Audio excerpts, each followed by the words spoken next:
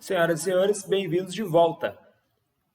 Falávamos então, aula 17, continuação do crime de lesões corporais e dos aspectos clínico-médico-legais de lesões. Gente, não sendo então o caso de lesão ao bem jurídico, integridade corporal ou física de outrem, nós podemos estar falando então do perigo de contágio venéreo. Lembrem que nós estamos falando direito penal, o sujeito ativo terá punido a sua intenção. Se ele queria matar e não conseguiu, responde por tentativa de homicídio. Lembrem lá do iter criminis. Os atos de execução já são puníveis. O resultado é que pode agravar o delito. Então, lesões corporais eu consumo quando eu ofendo a integridade corporal de alguém. Se o resultado for mais grave, eu respondo pelo meu dolo. E o crime de lesões corporais não vai para o tribunal do júri, pessoal. O crime de homicídio é de competência de julgamento do tribunal do júri. O que significa isso? Significa que a pena é mais grave, que a pessoa vai se submeter a um tribunal de 7 pessoas leigas, jurados, vão determinar qual a pena que será atribuída. Vão responder a quesitos, enfim. O que eu quero dizer, pessoal, é que a condição jurídica que será determinada para o acusado é basicamente calcada no laudo pericial de lesões. Então, atentemos para a importância aqui do conhecimento jurídico para saber exatamente de que estaremos falando quando da aplicação do laudo, certo? Então, o dolo aqui é o contágio venéreo. A pessoa expõe alguém por meio de relações sexuais ou qualquer ato libidinoso. Conceito de relações sexuais, coito vaginal, pênis vagina. Agora, qualquer ato libidinoso significa qualquer outro ato libidinoso, ou seja, qualquer coisa que atice a libido de alguém. Há contágio de moléstia grave. Então, para a consumação do crime, o verbo aqui é expor. No momento que eu exponho alguém, ou seja, pratico sexo sem proteção, e eu sei dessa condição, ou deveria saber que estou contaminado, sabe ou deveria saber estar contaminado. Então, a pessoa que sabe ou deveria saber que está contaminado, ou seja, tem um comportamento extremamente de risco, deveria saber que está contaminado, ele pode ter o dolo, sabe ou deveria saber, dolo indireto, mas ele expõe a pessoa através de ato sexual. Então, pessoal, aquela pessoa que sabe, tem dolo, ou deveria saber e pratica sexo sem proteção, ele não está, mesmo que aconteça o resultado, a pessoa já consumou o delito. O sujeito ativo já consumou o delito.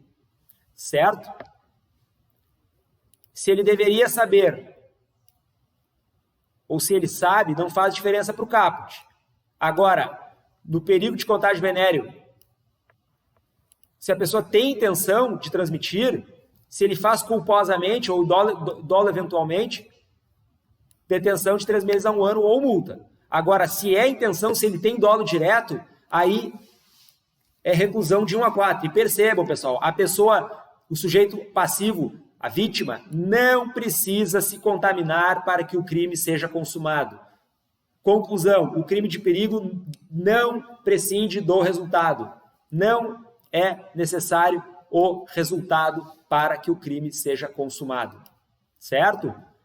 Como é que eu vou saber a intenção? Investigação que vai dizer. Aqui o laudo pericial apenas vai dizer se houve exposição a perigo. Perigo de contágio de moléstia grave. Praticar com o fim de transmitir outra moléstia grave. Ato capaz de produzir o contágio, ou seja, qualquer outro ato que não seja sexual vai caber aqui moléstia grave, de que está contaminado. Aqui nós podemos falar na questão do coronavírus, né, pessoal? No início da pandemia, lá no mês de março, o garoto, 19 anos, regressou de período de estágio acadêmico na Irlanda. Pois bem, ele volta da Europa no mês de março para o município de Torres, no Rio Grande do Sul, e admite, mediante mensagem nas redes sociais, que está com a doença, está com o Covid-19 e tem a intenção de transmitir para os amigos. Evidentemente que a defesa alegou ânimos jocandi, ou seja, a intenção de apenas brincar, já que se tratava de um garoto. Pois bem, pessoal, ele foi indiciado pelo crime do artigo 131 pela autoridade policial do município de Torres por praticar com o fim de transmitir moléstia grave, ato capaz de produzir contágio. Que ato é esse? A aglomeração. Pena de reclusão de 1 a 4 e multa. É um crime com uma pena considerável, certo? Já que está colocando em perigo a vida ou a saúde de outrem. E vejam que no artigo 131, eu também não preciso do resultado para que o crime se consume. A pessoa não precisa, eu apenas preciso praticar um ato capaz de produzir, com condições, com potencialidade de produzir o contágio. Ou seja, eu estou contaminado e pratico este ato capaz de produzir o contágio. Pessoal, moléstia grave. Nós sabemos que o vírus, o novo coronavírus, o vírus capaz de transmitir a doença Covid-19, ele não se trata exatamente de uma doença grave, mas como não há tratamento, ele se reveste dessa natureza. Então o conceito é jurídico, gente. Não se apeguem ao conceito de moléstia grave lá da CIDES, porque a natureza do vírus é como de uma gripe qualquer. A questão toda é que o conceito é jurídico. Como não existe tratamento, a doença é nova, acaba que ele ganha o tratamento jurídico de moléstia grave. Tanto é que nós não encontramos na jurisprudência, nós não encontramos na lei, e muito menos no preenchimento dessa norma penal em branco, que são as normas de saúde tipificadas como crime, porque nós não temos ainda uma definição científica, acadêmico-científica, do que é exatamente a doença. Então, nós não conseguimos preencher essa lacuna da norma penal em branco. Pesquisem lá, depois, quando tiverem tempo, sobre a norma penal em branco e o seu preenchimento pelo direito penal médico. Gente, o conceito de moléstia grave aqui, portanto, é jurídico. Ele é por conta da situação do sistema de saúde. Tudo bem? Adiante. Temos o crime do artigo 132, perigo para a vida e a saúde de outrem, expor a vida ou a saúde de outrem, é perigo direto e iminente. O exemplo aqui pode ser do incêndio, o exemplo aqui pode ser do desabamento, o exemplo pode ser aqui da pessoa fazer racha com a vítima dentro do carro. Apenas a exposição ao perigo direto e iminente é capaz de preencher o tipo penal do artigo 132. E leia-se, a pena de detenção de 3 meses a 1 ano, se o fato não constitui crime mais grave.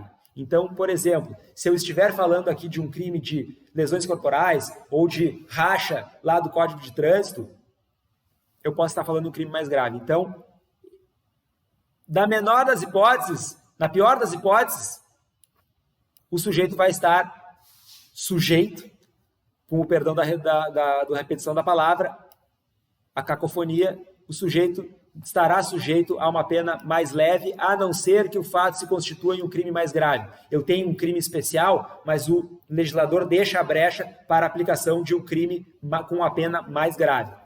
E aqui uma causa de aumento de pena, se for em transporte de pessoas, tá, gente? Se estiver falando lá, prestação de serviços de qualquer natureza com transporte de pessoas. Por fim, o abandono de recém-nascido.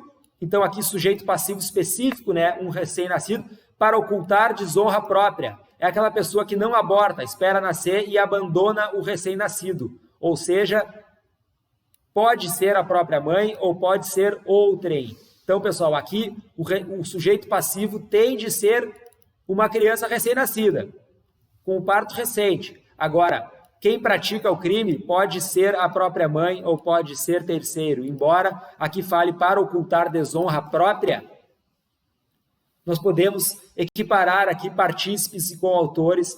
Não temos aqui o sujeito ativo próprio, certo? Se o fato resulta de lesão corporal, ou seja, se prejudica a saúde do bebê, a pena é aumentada. E se resulta a morte, aqui ainda temos detenção. Eu considero uma anomalia, um crime de resultado morte, ter uma pena de detenção. É uma anomalia, gente. certamente esse crime aqui deveria ser punido com pena de reclusão. Então atentem que nem sempre o sistema vai fazer sentido. Aqui a crítica é salutar para vocês lembrarem na hora da prova. Sim, o avaliador dos concursos públicos ele é muito cruel. Ele pode perguntar qual a pena. Na prova de direito penal não tem perdão, ele pergunta a pena mesmo. Então, nós sabemos que a exposição de abandono tem a forma simples, a forma agravada pela natureza da lesão e agravado pela morte do recém-nascido. Tudo bem? São 3 crimes autônomos, já que tem penas autônomas. Pessoal, aqui um crime acrescentado pela Lei 12.653 de 2012, que é a exigência o artigo 135A, o condicionamento de atendimento médico hospitalar emergencial, condicionamento à exigência de cheque, calção, nota promissória ou qualquer garantia, ou preenchimento prévio de formulários administrativos como condição para o atendimento médico emergencial. Gente, o atendimento médico emergencial ele deve ser praticado incondicionalmente para salvar a vida da vítima. E esse crime consiste numa pena de detenção de 3 meses a 1 ano.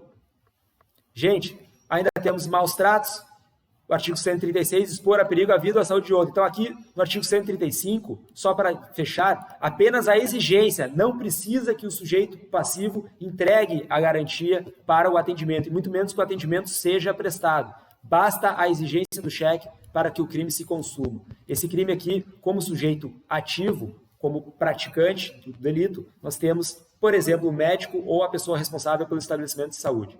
Tudo bem? Artigo 136, expor a perigo a vida ou a saúde de pessoas sob sua autoridade, guarda ou vigilância, a fim de educação, ensino, tratamento ou custódia, quer privando-se de alimentação ou cuidados indispensáveis, quer sujeitando-se a trabalho excessivo e inadequado, que abusando de meios de correção ou disciplina. Maus tratos no âmbito da educação, ensino, treinamento, tratamento ou custódia. Detenção de 2 meses a 1 ano. Se desses maus tratos resultar lesão corporal de natureza grave, reclusão de 1 a 4. Se resultar a morte, reclusão de 4 a 12. Aqui sim existe uma proporção entre o resultado morte e a pena reclusão de 4 a 12 anos, diferentemente lá do que eu disse para os senhores com relação ao abandono de recém-nascido, cuja pena, o resultado morte é detenção de 2 a 6 anos. Certo? Apenas para decorar e para diferenciá-los do crime de homicídio, tá, gente? Aqui o bem jurídico é a vida. Então, o artigo 121 tutela a vida. É o crime geral. Os quesitos lá para o crime de lesões corporais vai estar definido da seguinte forma. Quesito 1. A ofensa à integridade corporal ou à saúde do paciente, se a resposta for sim, precisa se dizer, primeiramente, em que nível ele é. Dependendo do nível que for atribuído pelo médico legista, nós podemos estar falando em um dolo eventual para homicídio. Isso é bem importante, porque nós estaremos determinando competência do juiz para cuidar da causa que nós estamos periciando. Precisamos atentar também para as causas casos de diminuição de pena. Então, olha a importância aqui do laudo de local. O perito vai estar atento a objetos e coisas que façam supor que o agente está impelido de relevante valor moral ou social ou sob domínio de violenta emoção. Vejam aqui o comportamento da vítima também sendo avaliado como critério para a diminuição de pena. Homicídio qualificado, crime próprio. Motivo torpe, motivo fútil, paga ou promessa de recompensa. Aqui, questões de local mesmo. Aqui, questões internas, emprego de veneno, fogo explosivo, asfixia, tortura ou outro meio insidioso ou cruel. Inciso 6, feminicídio, incluído pela Lei 13.104 de 2015, contra a mulher, sujeito passivo próprio, contra a autoridade do artigo 142 e 144. Isso aqui nós já vimos lá no crime de lesões corporais, é reprisado para o crime de homicídio. E, por fim, se o crime for praticado por razões de condição de sexo feminino, violência doméstica e familiar ou menosprezo, discriminação à condição de mulher, então sujeito passivo próprio, pessoa do sexo feminino, a reclusão de 12 a 30 anos. Certo, pessoal? Esse é o crime de feminicídio. Aqui nós fazemos um parênteses para tratar dos femicídio. que é o crime praticado sempre que nós estivermos tratando de um homicídio contra a mulher. Nem sempre, quando o sujeito passivo for uma mulher, nós estaremos tratando o crime contra a vida for praticado contra o sujeito passivo, pessoa humana do sexo feminino, nós estaremos diante de um feminicídio. Nós temos um elemento subjetivo aqui. A pessoa que pratica o crime, ela quer menosprezar ou discriminar a condição de mulher, ou ele quer praticar isto no âmbito da violência familiar. Então, nós temos aqui um requisito, parágrafo 2º-A do artigo 121, incluído pela Lei 13.104 de 2015. Gente, aqui, o sujeito tem que estar no âmbito doméstico e familiar e tem que menosprezar a condição de mulher. Isso precisa estar bastante claro quando dá resposta aos quesitos. Respondidos os quesitos nesse sentido, nós estaremos aqui mexendo, em última análise, em competência jurisdicional. Certo? Por fim, o crime culposo, lá do parágrafo 3º, uma pena mais branda. Certo? Algumas causas de aumento de pena, tudo isso deve estar assimilado. Então, quesito 1, a ofensa à integridade corporal ou à saúde de outrem, precisamos atrelar aqui a integridade corporal ou a saúde ou a vida. Porque se for a vida, é um grau acima da integridade corporal na hierarquia dos bens jurídicos. Quesito 2, instrumento pelo qual produziu a ofensa. Instrumento em ação cortante, em ação contundente, assunto para a próxima aula, os agentes mecânicos. Quesito 3, foi produzido por meio de veneno, fogo explosivo, asfixia, tortura. Quesito 4, resultou de incapacidade para ocupações habituais por mais de 30 dias? Leia-se lá os parágrafos do artigo 129. Resultou perigo de vida? Crimes de perigo. Resultado não precisa ocorrer. Debilidade permanente ou perda, inutilização de membro, sentido ou função. Aqui, a autoridade quer saber se nós estamos diante de uma lesão corporal de natureza grave ou gravíssima pelo resultado. Aqui, no quesito 5, ele não quer saber de resultado, ele quer saber de exposição a perigo. Lembrem da diferença de risco e perigo. Quesito 7, incapacidade permanente para o trabalho ou enfermidade incurável, deformidade permanente. E com relação à incapacidade permanente para o trabalho, lembrem, o conceito é jurídico, não é clínico. Eu preciso saber objetivamente qual a atividade que a pessoa labora. Se ela, por exemplo, quebra um dedo, ela pode ter uma incapacidade permanente para o trabalho, se a pessoa realizar trabalhos manuais. Agora, se a pessoa realiza outro tipo de tarefa, não está incluído a incapacidade permanente para o trabalho nessa situação. Com relação à enfermidade incurável, vamos estar falando lá dos crimes contra a saúde pública. Por fim, a deformidade permanente é uma questão estética que vai prescindir de uma análise de um médico específico da área estética. E, por fim, o quesito 8º vai falar de aceleração de parto ou aborto, e aqui nós estamos falando do resultado. Se a intenção do agente era praticar o aborto, ele vai estar inserido lá no crime das questões pertinentes aos crimes contra a vida. Portanto, crime qualificado pelo resultado ou crime próprio. Muito bem, agentes mecânicos. Aqui nos agentes mecânicos, nós vamos estar falando, então, dos instrumentos em ação perfurante, em ação cortante, em ação contundente. O que significa isso? Comentei com os senhores lá na primeira aula que os agentes, os instrumentos, eles não possuem uma natureza, como na maioria dos livros vocês vão encontrar instrumento cortante, instrumento contundente. O instrumento pode ser utilizado em várias ações. O exemplo clássico é a arma de fogo. O produto do disparo de arma de fogo é um projetil. Ele causa uma lesão de natureza pérfuro-contundente. A natureza da lesão não se confunde com a ação do instrumento. Por que eu digo isso? Uma arma de fogo pode ser utilizada em sua ação típica, ou seja, disparos de projetis, e aí causar as lesões pérfuro-contundentes. Agora, se eu pegar a arma de fogo desmuniciada e utilizá-la em ação contundente e causar lesões de natureza contundente, eu estarei utilizando a arma o instrumento de arma de fogo em ação contundente. Conclusão, uma arma de fogo pode servir para causar lesões pérfuro-contundentes, mas pode também servir para contundir. Então, pessoal, a conclusão que nós chegamos é que o instrumento é utilizado em ação e não instrumento cortante, instrumento contundente. Uma faca da mesma forma, pode ser utilizada com o gume ou com a lateral. Isso vai causar um resultado diferente e vai causar, portanto, uma quesitação diferenciada lá no laudo de lesões. Certo? Muito bem. Primeiro deles, instrumento em ação perfurante.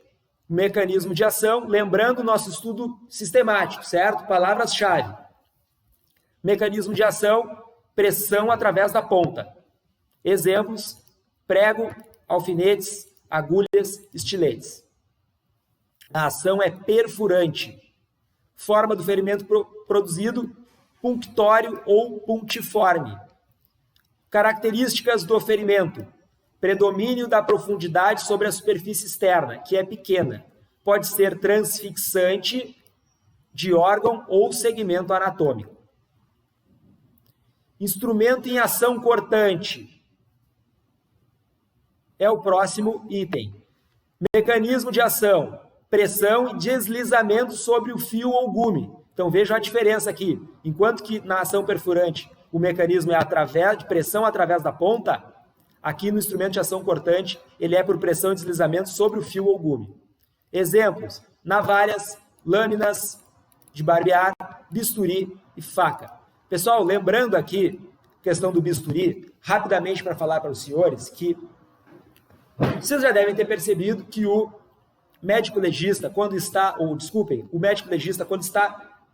praticando lá a necropsia, ele precisa de um bisturi para realizar a incisão e acessar a parte interna dos vestígios cadavéricos. Pois bem, ele não estaria ali vilipendiando um cadáver? Ou mais, o cirurgião, quando está lá praticando o mesmo ato, só que uma pessoa viva, ele não está lá praticando uma lesão corporal? Sim, em tese, ele estaria praticando o tipo penal de lesão corporal. O que ocorre é que não há ilicitude. Então, quando da utilização de um bisturi para fins cirúrgicos, ou para fins necroclínicos, o médico está em exercício regular de um direito, ou no estrito cumprimento de um dever legal. É o dever legal agir daquela forma. Então, ele pratica um fato típico, mas não é ilícito, então não temos crime, certo? Então, cuidem aqui na utilização do bisturi, que ele pode aparecer na prova lá pelo médico na prática do ato médico. Não é crime. É fato típico? É fato típico, mas não é crime. Tudo bem? Forma do ferimento, fechado parênteses, forma do ferimento produzido pelo instrumento em ação cortante, ferimento inciso. Características do ferimento. Primeira, linearidade, reta ou curvilínea. Predomínio do comprimento sobre a profundidade. Enquanto que aqui o predomínio era da ação perfurante, o predomínio é da profundidade sobre a superfície externa. Aqui no ferimento em ação cortante, no ferimento inciso, causado pelo instrumento em ação cortante, o ferimento apresenta uma linearidade e um predomínio do comprimento sobre a profundidade, a chamada cauda de saída, o agente destro ou canhoto. Gente, quando eu pratico uma ação cortante, no movimento de retirada, o gume vai subindo para a superfície, de forma a produzir uma cauda de saída. Essa cauda de saída vai determinar se o sujeito praticou da esquerda para a direita ou da direita para a esquerda. Ou seja, da esquerda para a direita, sujeito destro. Da direita para a esquerda, sujeito canhoto. Tudo bem? Adiante. O instrumento em ação cortante. Ainda, nós temos quais formas aqui de ações delitivas? O esgorjamento, face anterior ou anterolateral do pescoço. Os homicídios são mais comuns e os suicídios são muito raros. O esgorjamento. O degolamento acontece na região posterior do pescoço, na nuca.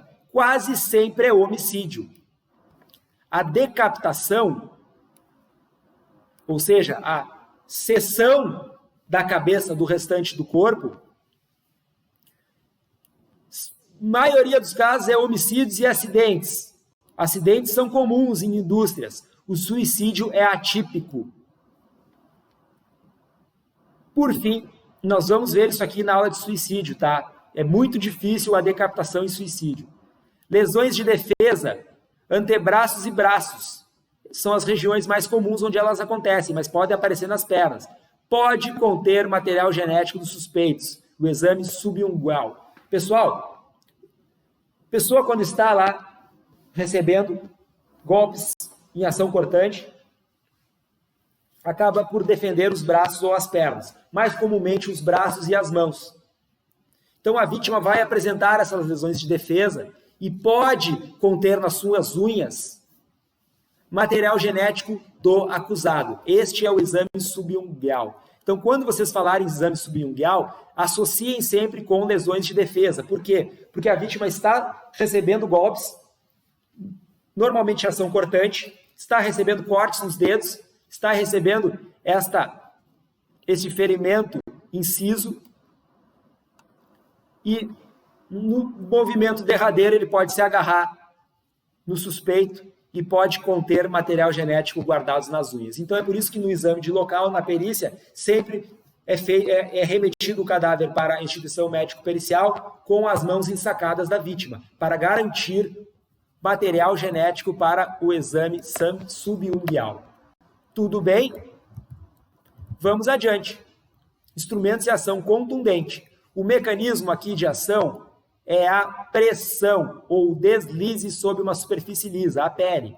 Exemplos: utilização de pedra, ferro, tijolo, mãos e punhos cerrados. O ferimento produzido é o ferimento contuso.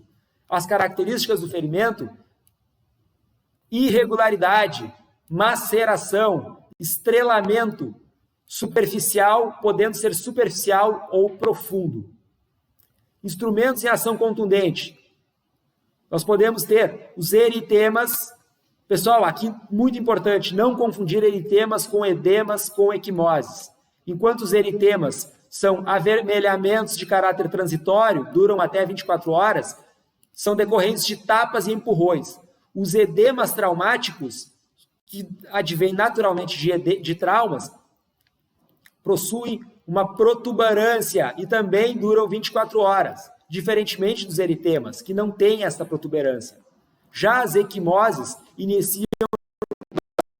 evoluem para um vermelho violáceo, quadro equimótico, do 3º ao 6º dia um azulado, 7º ao 10º a cor esverdeada, 13º ao 20º amarelada e 23º ele desaparece, as equimoses. Exemplo, violência sexual, o famoso chupão no pescoço. Gente, vocês vão ter que decorar isso aqui, tá? Não vamos perder tempo aqui, a não ser uma decoreba no que se refere às colorações das equimoses e as diferenças para edemas e eritemas. Ainda, o instrumento contundente vai apresentar os hematomas, são protuberâncias avermelhadas, seguindo o espectro das equimoses, certo? Então, nós podemos ter, seguindo esse espectro aqui das equimoses, hematomas. Agora, não podemos confundi-los. Hematomas é a espécie do gênero equimoses, certo? Hematomas são espécies do gênero equimoses, podendo variar dependendo da força da vítima, jovem ou idoso, um hematoma. Já as escoriações são soluções de continuidade superficial da derme ou epiderme. Gente, muito comuns em acidentes de trânsito. As próstatas caem após o 4º dia. E o exemplo também da violência sexual. Escoriações aquelas baseadas em empurrões, em tapas, em arranhões. Também temos as escoriações bastante comuns, como eu já falei, em acidentes, sobretudo os de trânsito. Instrumentos de ação contundente, por fim, podemos ter as fraturas, aqui traumatologia forense pura, né? Perda de continuidade óssea, parcial ou total. Luxações se diferenciam das fraturas porque são perdas de continuidade articular. Aqui está a diferença. Por fim, a ruptura visceral são lesões de órgãos, geralmente fígado e baço, muito comuns em acidentes de trânsito. E aqui falamos dos instrumentos em ação contundente, que tem uma natureza contusa. Certo, pessoal? Instrumentos de ação pérfuro cortante é assunto para a próxima aula.